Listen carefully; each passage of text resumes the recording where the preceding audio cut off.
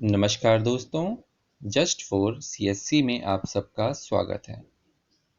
अपने आज के इस वीडियो में हम उत्तर वैदिक काल के धार्मिक और आर्थिक जीवन पर चर्चा करेंगे और जानेंगे उस समय के धार्मिक और आर्थिक समाज के बारे में। तो चलिए शुरू करते हैं आज का अपना वीडियो।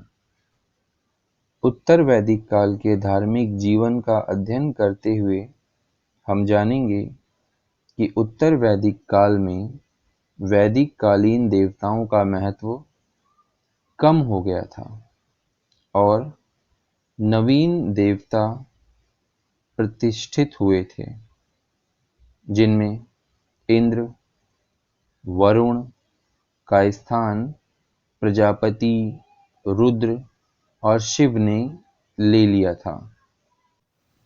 वैदिक काल में या कहें ऋग्वैदिक काल में जहाँ देवताओं का कोई वरीयता क्रम नहीं हुआ करता था, वहीं दूसरी तरफ उत्तर वैदिक काल में प्रजापति का सर्वोच्च स्थान था।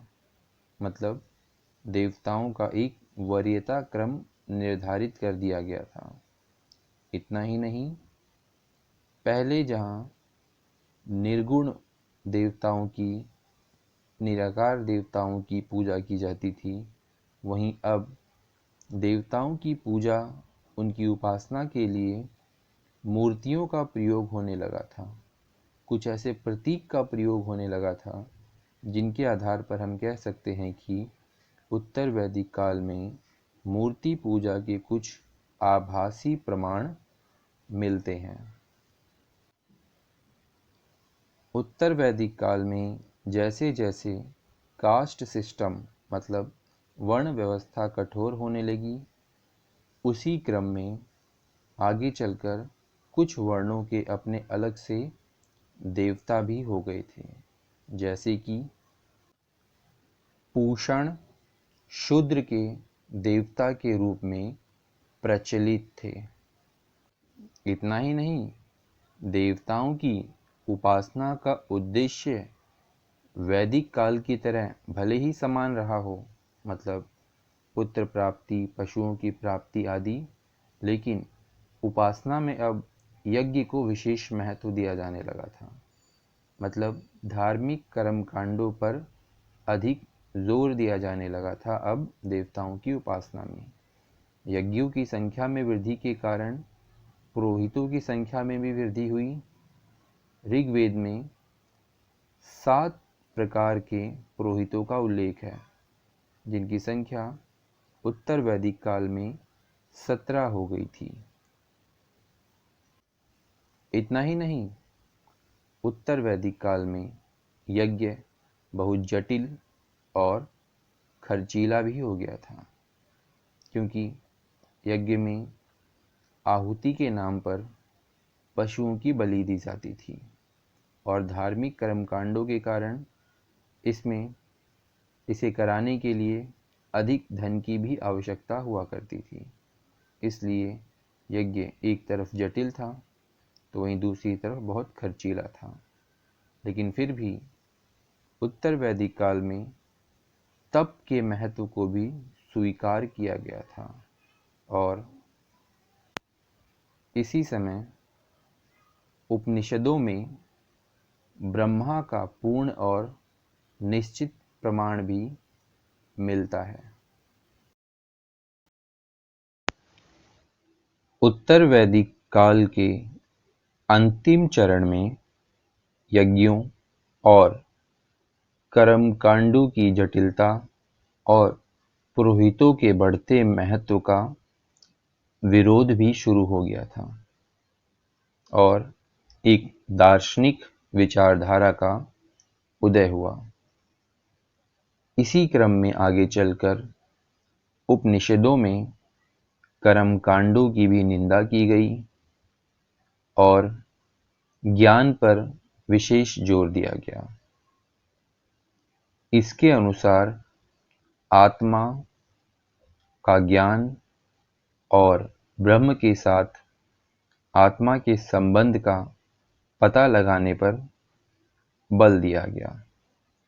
आरण्यकों में भी कर्मकांडों की निंदा की गई है तथा यज्ञ एवं बलि की अपेक्षा तप पर बल दिया गया है, जबकि उपनिषदों में ज्ञान पर विशेष जोर दिया गया। सीधा सा कहने का मतलब यह है कि उत्तर वैदिक काल में जो जटिलताएं आ गई थी, समाज ने उन जटिलताओं को खत्म करने के लिए एक नया रास्ता अपनाया, जो आगे चलकर अनेक धर्मों के, अनेक संप्रदायों के उदय के लिए एक पथ प्रदर्शक का काम करने लगा।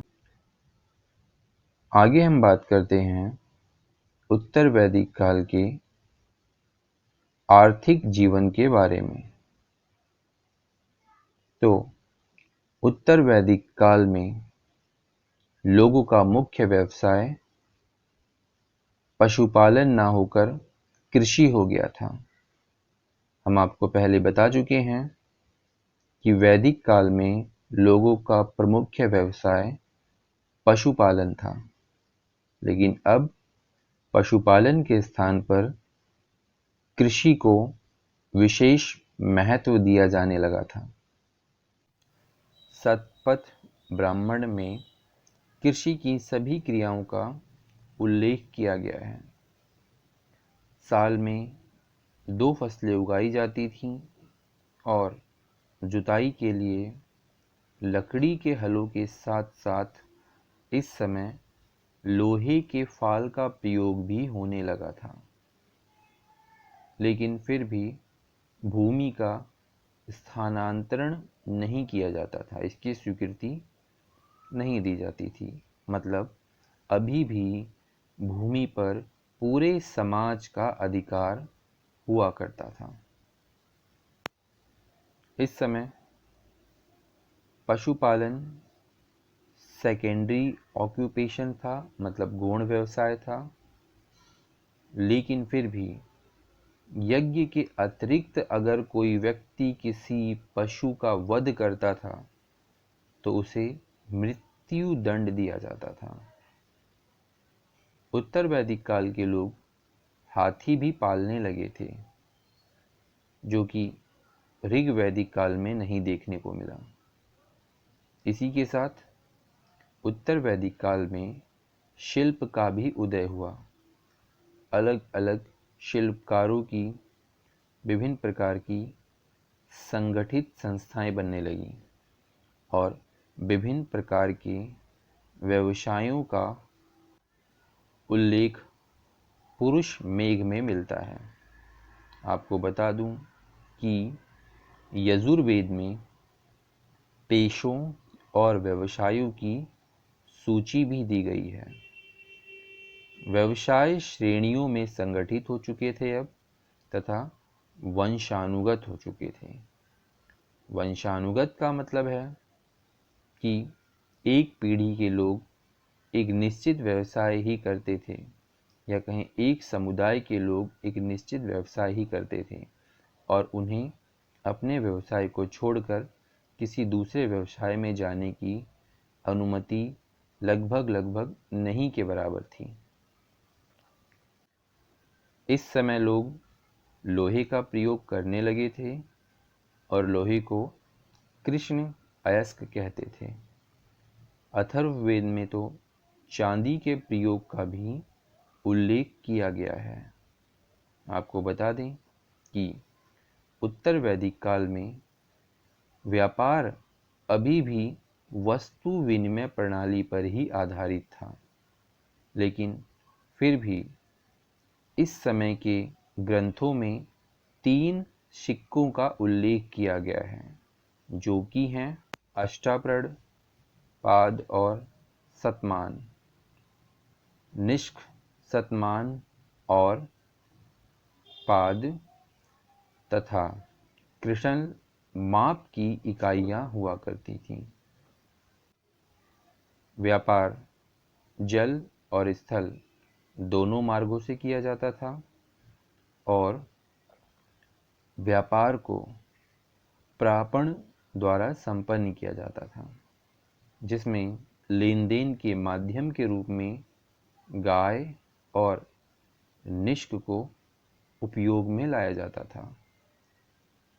सतपथ ब्राह्मण में जल प्रलय की कथा का भी उल्लेख किया गया है, जिसके आधार पर हम यह निष्कर्ष निकाल सकते हैं कि उन दिनों भारत का व्यवसाय बेबीलोन से था। व्यापार, वाणिज्य, कर आदि व्यवस्था के कारण ही स्थायी जीवन और राज्यों की स्थापना का मार्ग प्रशस्त हुआ था, जिससे नगरीकरण की व्यवस्था शुरू हुई और नगरीकरण के इस खंड को सेमी अर्बनाइजेशन कहते हैं। मतलब नगरों का विकास पूरी तरह नहीं हुआ था, लेकिन शुरुआत जरूर हो चुकी थी।